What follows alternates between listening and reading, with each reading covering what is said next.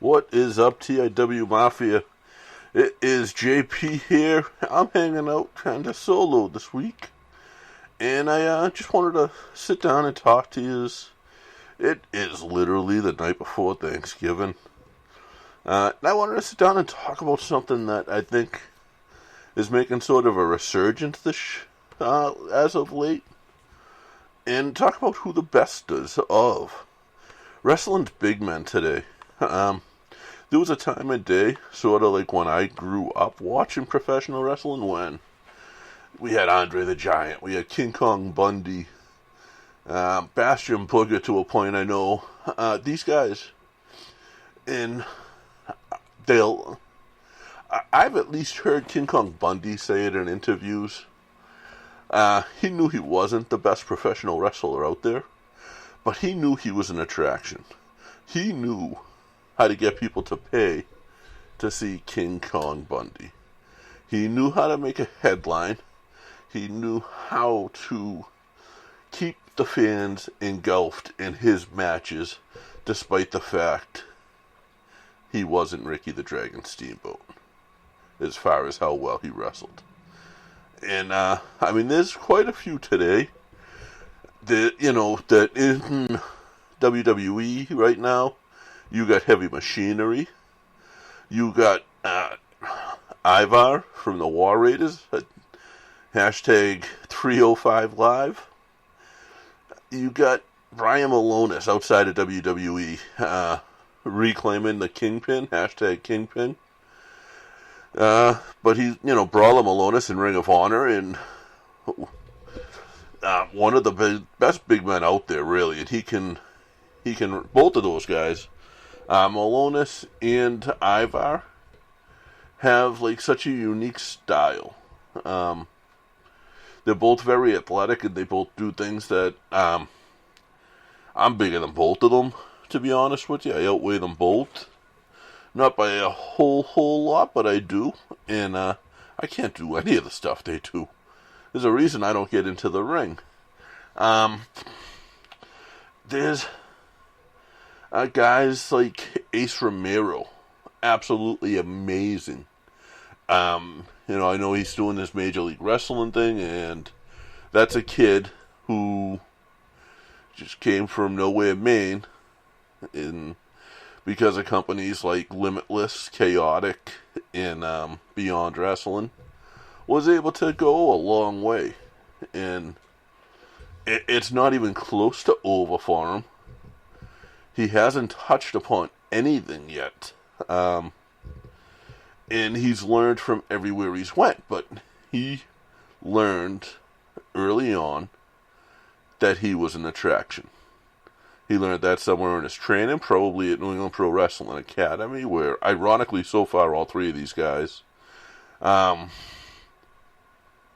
at least had some training out of.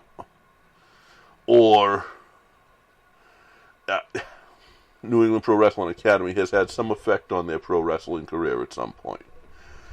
There's also guys like Puff out of Canada that isn't necessarily the most athletic, but he is just incredible. He does a comedy style of wrestling. He gets out there and he's dancing, and he's the biggest of this bunch so far. So it's pretty amusing to watch. And I'm a fan of Puff and Puff's Twitter, which is like Puff is God, 1F in Puff, by the way. There's guys that y'all have never heard of. There's a lot of you guys would never have heard of Big Bear Matooch, who has over the years become a really good friend of mine. He's someone I've known. Met him pretty early on when I started doing this and wrestling shows and stuff, and didn't talk for a long time, but in recent years, he's had a good hand in the Belltime Club and a lot of those students. And we've become pretty good friends. I talk to him at every show I see him at. Me and him will message each other here and there randomly. And Bear is a big guy. He's actually a very good worker. He's a really good trainer as well. And again, learned how to be the attraction. learned how to be the guy that you want to see. And he there's little stuff that he does to make himself bigger, to make himself better. And hey Bear, this is probably the first time I've talked about you on the show, but let me just tell you, this is for somebody. Half man, half bear. All Matooch. Big Bear Matooch. But the resurgence of the big men to me, sorry, I had to do that. That was something that somebody used to do for him every time he walked into a locker room. Bear was on, and kind of gave Bear that little slogan. But the resurgence of the big men right now, I like it, especially with the fact that a lot of these guys are not only super heavyweights, they're also super athletic. I mean, you got Warbeard Hansen doing the spinning heel kick. Sorry, I called him Warbeard Ivar. The spinning heel kick. He's been doing that forever.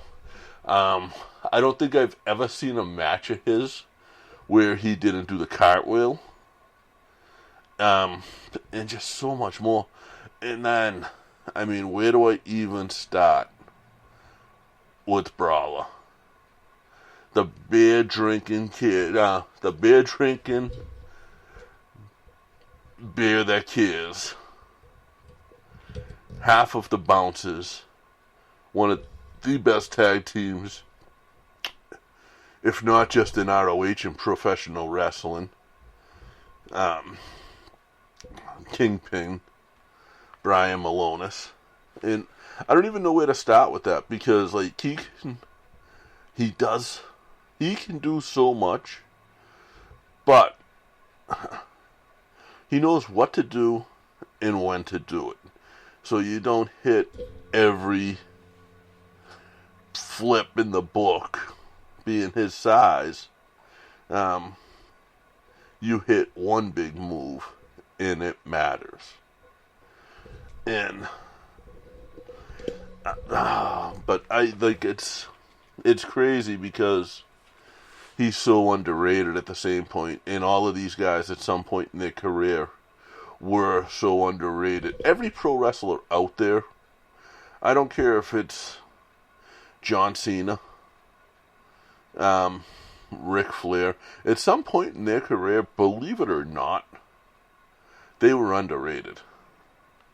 Whether it was their first week and they were the opening match, or, you know, it took them years to get noticed on a national level.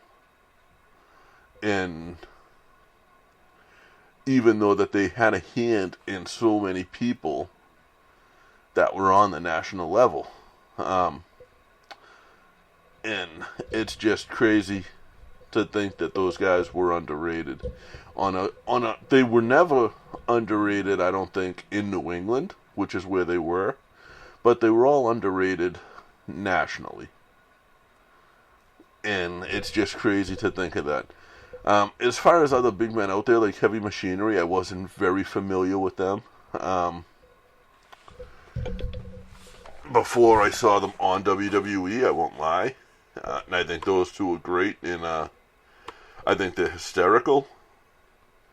They do a lot of funny stuff. And just, it's cool to see that. Because I don't want to say for a long time, there was a time in wrestling where if you wanted to make it to the WWE, you had to be 6'7", 6'8", 250, and absolutely jacked, or you had to make a real name somewhere else. And now, that's not necessarily the case.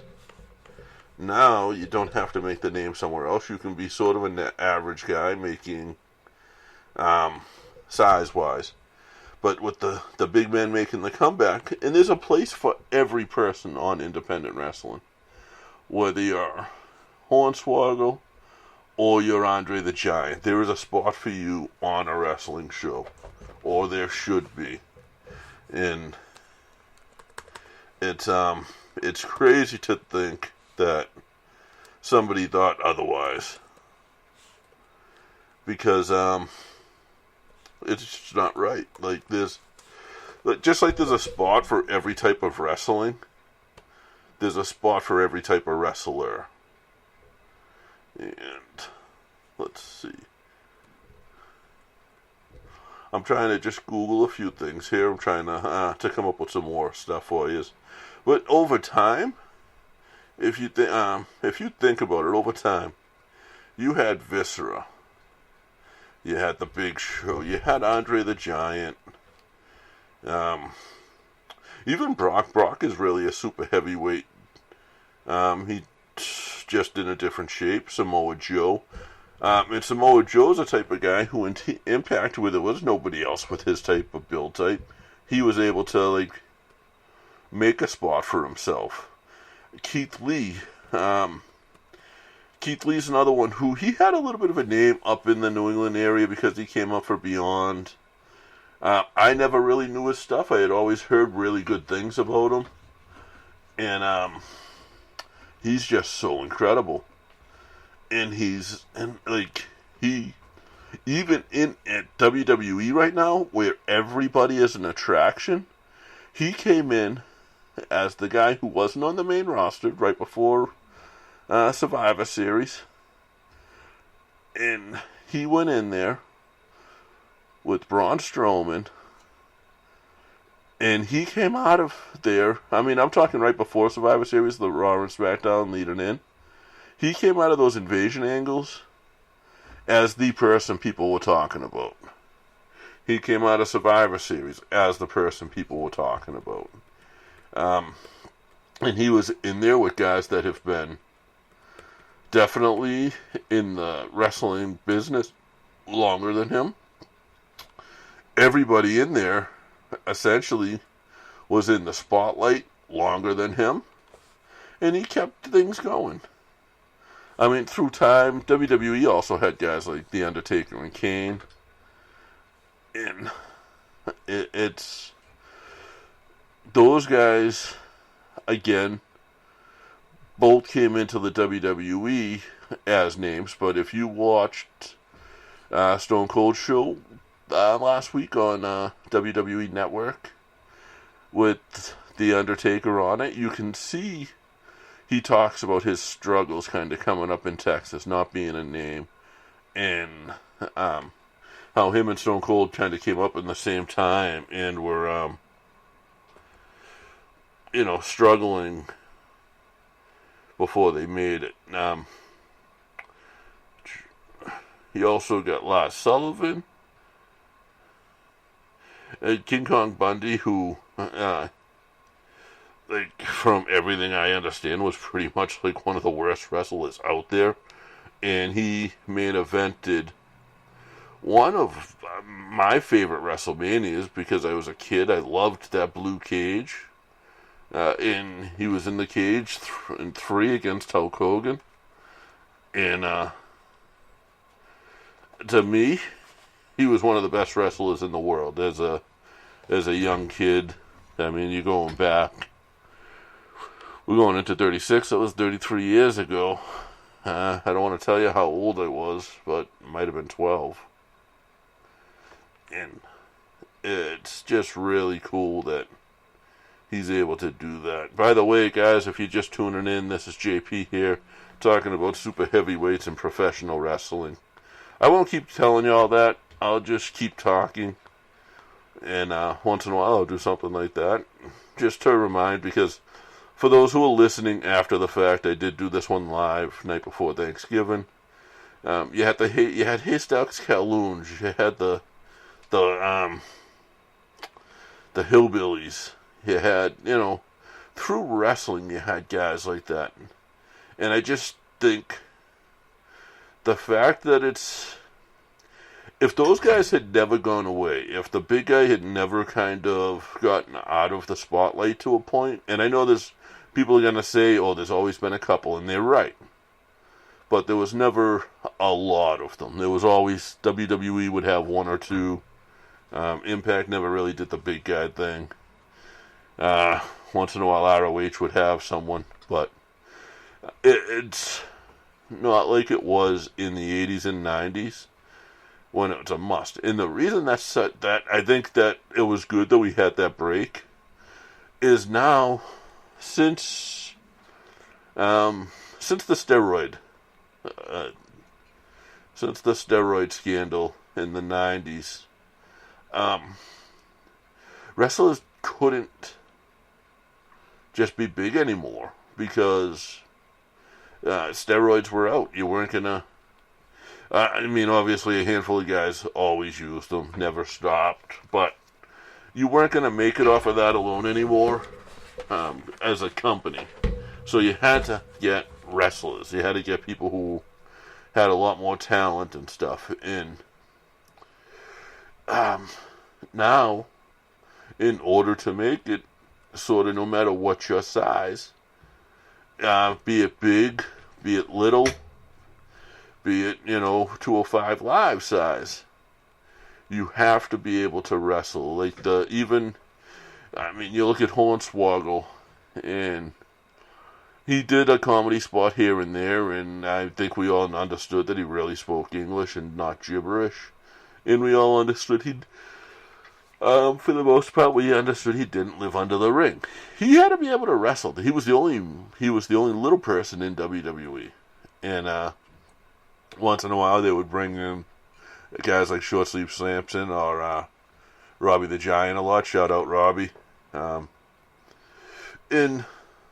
he had to be able to wrestle if he was going to have a match. And now it's the same thing with the big men. So, Ivar has to be able to wrestle on any given Monday night. And it's the same on other areas. It's the same in Ring of Honor. It's the same on the indies for the most part. There's always going to be one or two exceptions in every company. But the guys that I just mentioned, they're either great wrestlers, great workers, or both. And that's just my feeling. Now, I want to talk a little about Survivor Series. I want to take a quick break. We'll talk Survivor Series. And we'll talk a little about our guest who we have coming next week, who is an author. He has published several books. He is a award-winning author. And he's going to come and talk to us for some reason. Guys, before we go out on break, I just want to tell y'all, check out manscaped.com. Promo code TIW is going to get you 10% off and free shipping. Manscaped is awesome. It is not only the best safety razor out there for your balls, for your body parts, but it includes other stuff. There's other things out there like the cologne is unbelievable. The ball preserver is great. They have a shaving cream. They have basically, I call it Ballone. It's like a deodorant for your balls, a cologne for your balls, if you will.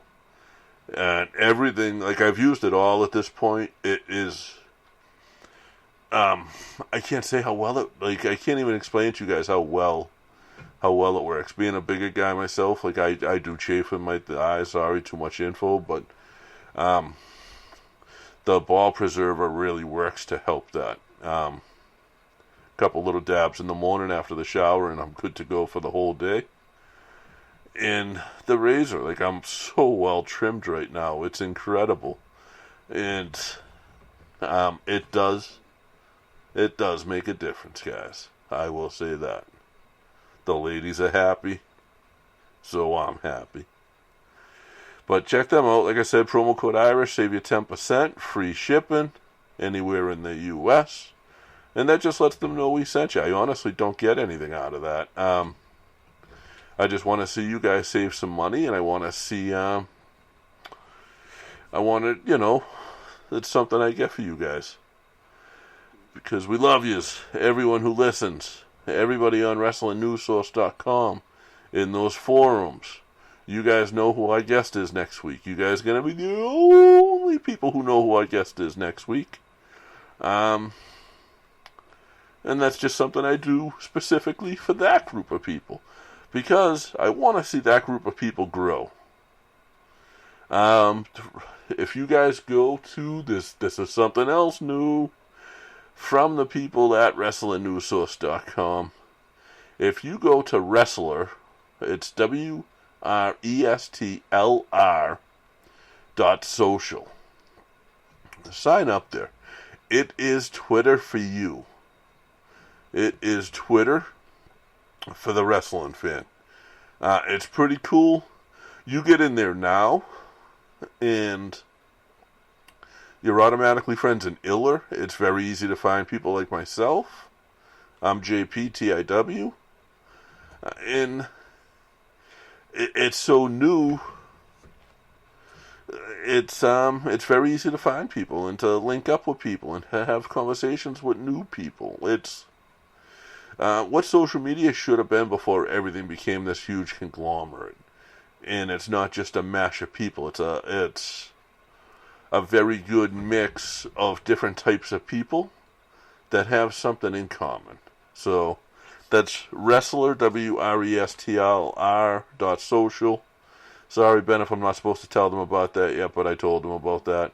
But also the WrestlingNewsSource.com, the WNS forums. It's the best, honestly, WNS is the best news site out there, hands down. Their sources are real sources. Their sources aren't just themselves. I've witnessed that firsthand. And it's just incredible. Like, they're not a copy and paste site. They get news from other sites, of course, like every other site does. But they actually, before they publish the story, they dig into it. They make their own phone calls. They do their own legwork. They find out if the story is... you never know if the story is 100% true or not, honestly, because even the people involved might tell you it's true when it's not, and might tell you it's not when it is. But they do their own to make sure it's somewhat of a credible story, and I haven't seen too much come out of there that was incorrect. But the WNS forums are sort of an old school throwback to the way things were at the start of the web page, at the start of the internet. And you can go on, you can post stuff. I'm going to tell you who our guest is when we have guests there, and you'll be able to post questions. I don't do that on Twitter too much. Josh and Joe the same way. Just because WNS has always been there for us, and we want to be there for them. It's that day one shit, guys. Appreciate you, Ben. Appreciate you, Christy. Guys, I'll be right back after this.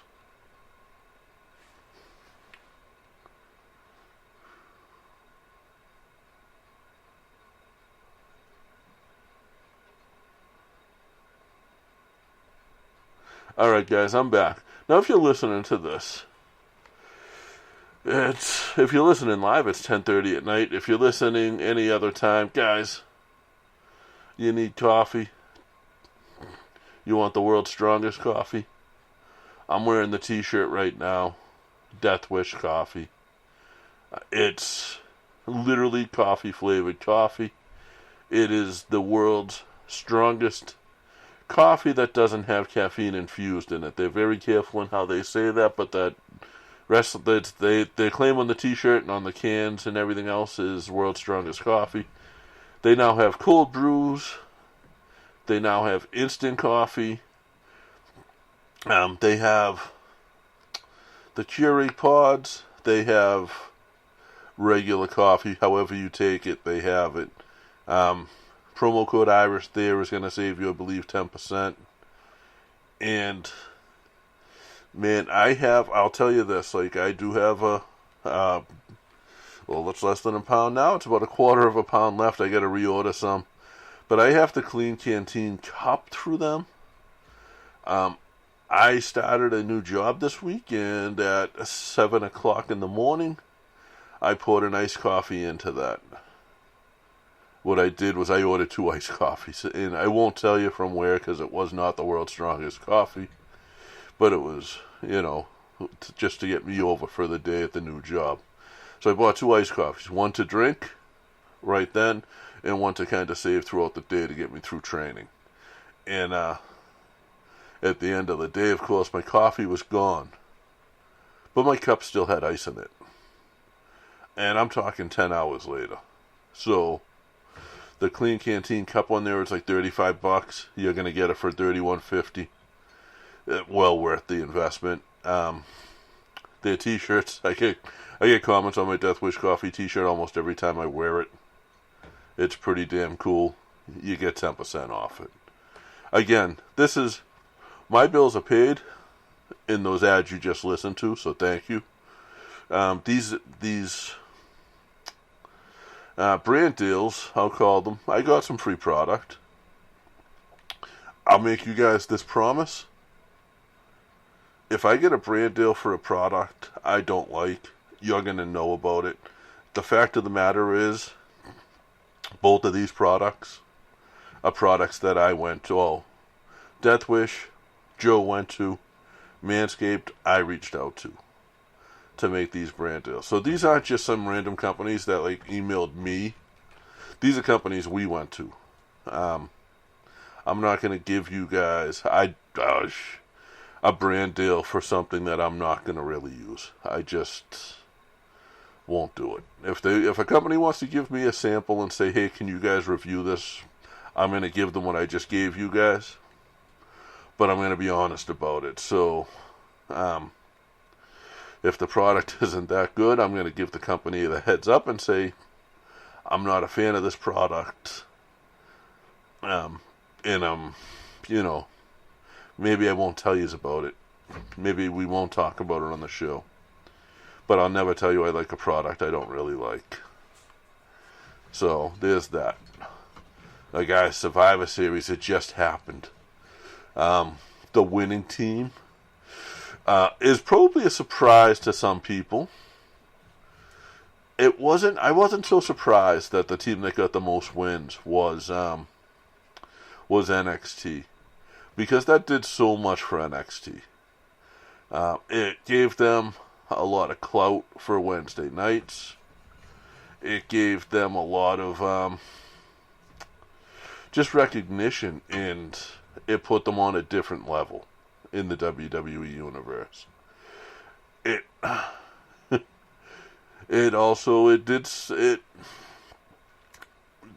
couldn't win every match, but they needed to win the bulk. I feel like they needed to win the women's match. I feel like that was sort of the most important. The men's match they needed to be strong in. And the championship matches they needed to be strong. I feel like the right teams won most of them. I love seeing. I saw Ivar and Seth Rollins kind of get into it on Twitter. Seth said something, and Ivar's response was just like, "Hey, remember we were the team that won on the Survivor Series," and it was cool to see. So it used to irk me that Survivor Series was only one Survivor Series match. It was like, oh my god, rename the pay-per-view because this isn't Survivor Series. Survivor Series used to be a couple of those teams.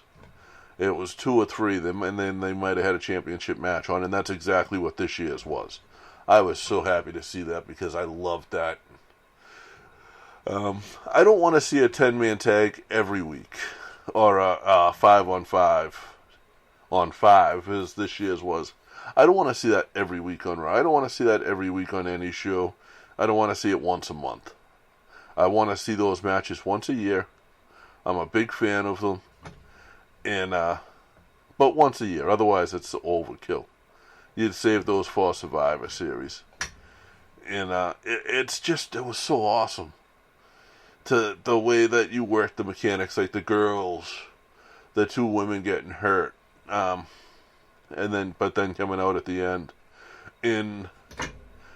I think Wargames, because it's that multi-man tag, the multi-person tag match, is sort of fitting that Survivor Series weekend, because it sort of preps you, even though it's those are 8-on-8, not 10, not 4-on-4 rather, 8 people, not 5-on-5. But even Wargames was unbelievable in the way the women did it with the heel turn. I won't do any spoilers right now. That was so... I saw what they were shooting for. I like specifically what angle they were trying to almost mimic, and they sort of did it. It didn't really have the same effect on me. When Mr. Perfect turned on the Four Horsemen and joined NWO, I had goosebumps. I was a teenager, and that was just so, the way that was done, with him sneaking the 2 sets of handcuffs in. And I think they try to do that with 2 pieces of the women's match, one being the heel turn, and the other being when Rhea Ripley got handcuffed in the match. I think they did the handcuffs quite differently, but the heel turn, I think, was definitely supposed to be very similar to that. As far as the feel it gave its people.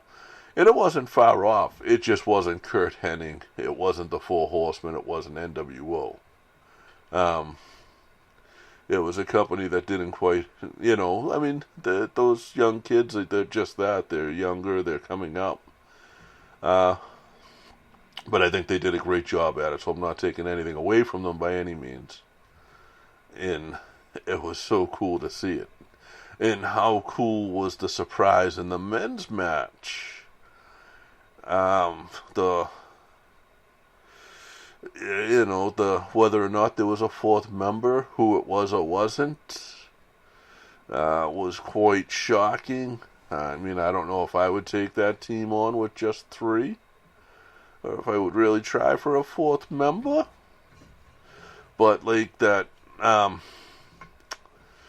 the end of the match, Rucker, I know you hated this, but I saw this a lot differently, I think, than some people. And I saw that it was done in a way where, yes, there was a high chance of injury. Yes, there was serious risk. But it was done as safe as possible. And this is the big thing off of the top of the cage at the end of Wargames. That was bananas. And kudos to the guys who were involved in that. Kudos to the people involved in that match and the other Wargames match for not doing too much on top of the cage, knowing that this was happening. It just made it that much more impressive and incredible.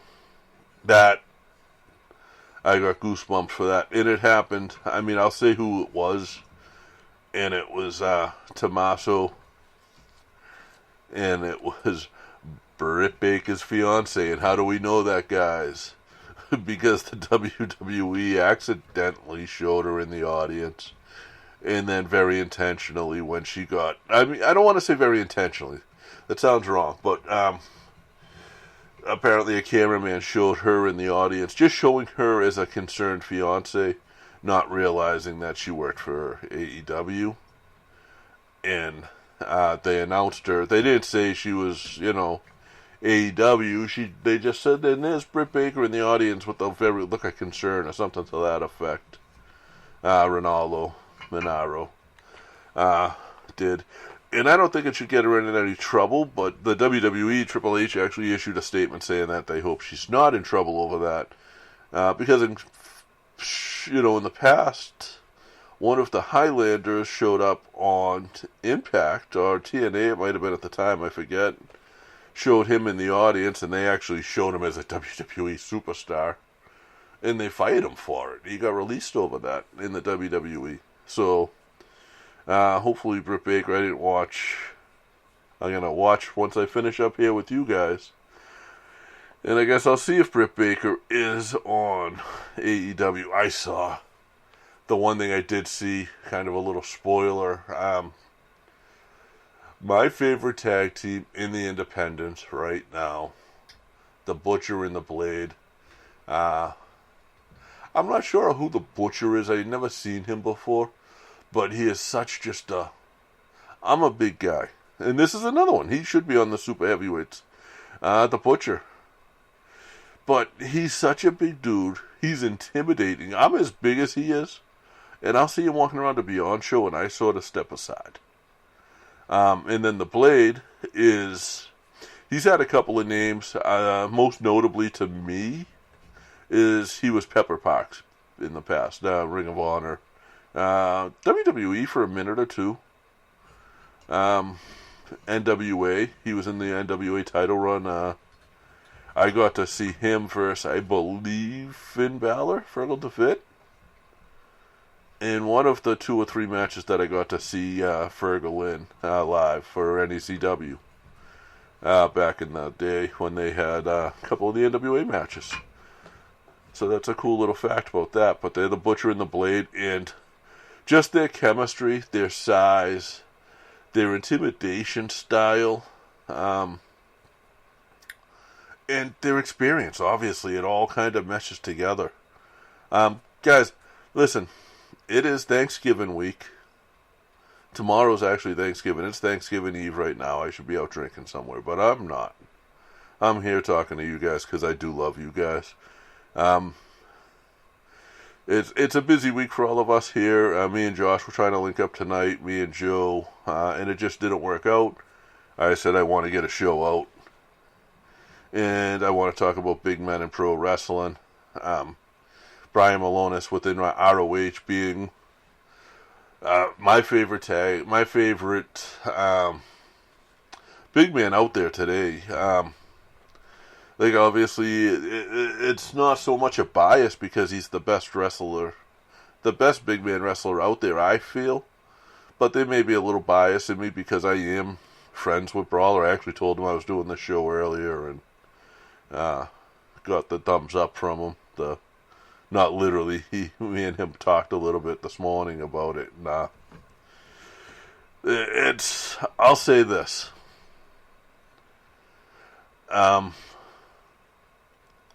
I'm trying to word this very carefully because it involves some stuff that's going on right now with him. But Kingpin Brian Malonis, Brawler Malonis, whatever moniker he has in 2020 is going to be a huge, huge name. It is going to become in 2020, whichever moniker he uses, wherever he uses it, is going to become a nationally known household name. And it's getting to that point now. But in 2020, the vision is clear. See what I did there, guys? See what I did there? Kingpin, as he's reclaiming it now. Brian, you're going to be a household name. Ring of Honor, just keep pushing him to the moon. Keep Brawler happy. Keep him with you guys. I don't know what contracts look like and stuff like that. But man, he's the type of guy that could take a company like that, and along with the Bear City Bruiser, man, I'm not even saying like telling companies to strap a rocket to their back. Strap your company on their back and watch what it does. Guys, that's all I got this week. That's my show on the big men in pro wrestling. Quick Survivor Series recap that turned into a quick NXT recap. So, peace. Big guest next week author, historian, all around good guy. Pretty well known in both of those labels as wrestling historian and wrestling author. Dare I say the biggest name of both of them. If you want to know who it is, it's as simple as going over to WrestlingNewsSource.com. Left-hand side of that screen, just hit the WNS forum and check it out. Check out the forums anyway, guys. I honestly go on there at least a couple times a week and just look and see what people are posting, because it's pretty interesting to me. I kind of grew up in that era of the internet, so I love it. I think it's a real throwback. Wrestler.social, another site that's just fun. Again, that's just WRESTLR.social. There is no .com at the end of that. It's just a social media site for pro wrestling fans. That's it, guys. See you next week.